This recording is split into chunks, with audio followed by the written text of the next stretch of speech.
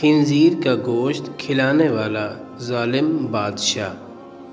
پرانے زمانے میں بنی اسرائیل کا ایک بادشاہ تھا جو کافر ہونے کے ساتھ ساتھ بہت ظالم بھی تھا، جو لوگوں کو خنزیر کا گوشت کھانے پر مجبور کرتا تھا، اور جو آدمی انکار کرتا تو اسے سخت سزائیں دے کر ہلاک کروا دیتا۔ پھر اس زمانے کے سب سے بڑے عابد کو بادشاہ کے پاس لایا گیا۔ لوگ اس عابد کے مرتبے اور فضیلت سے آگاہ تھے۔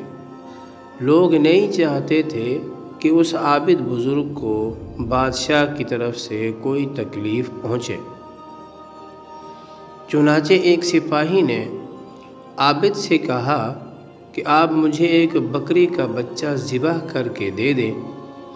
جب بادشاہ کہے گا کہ اس عابد کے سامنے خنزیر کا گوشت رکھیں تو میں وہی بکرے کا گوشت آپ کے سامنے پیش کر دوں گا۔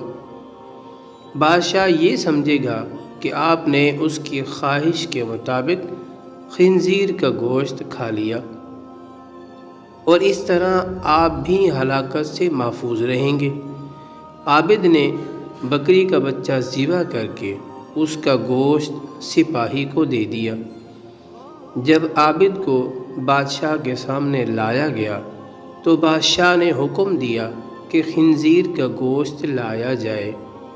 منصوبے کے مطابق تو اس سپاہی نے بکری کا گوشت عابد کو پیش کیا۔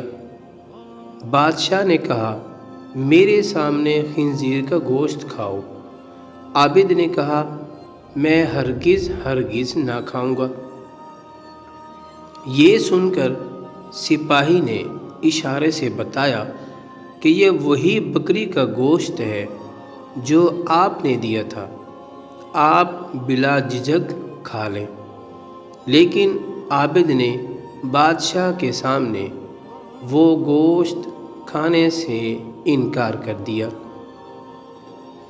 ظالم بادشاہ نے سپاہیوں کو حکم دیا کہ اسے قتل کر دیں۔ جب عابد کو قتل کے لیے لے جانے لگے تو وہی سپاہی قریب آیا اور کہا، آپ نے گوشت کیوں نہ کھایا؟ باخدا یہ وہی گوشت تھا جو آپ نے دیا تھا۔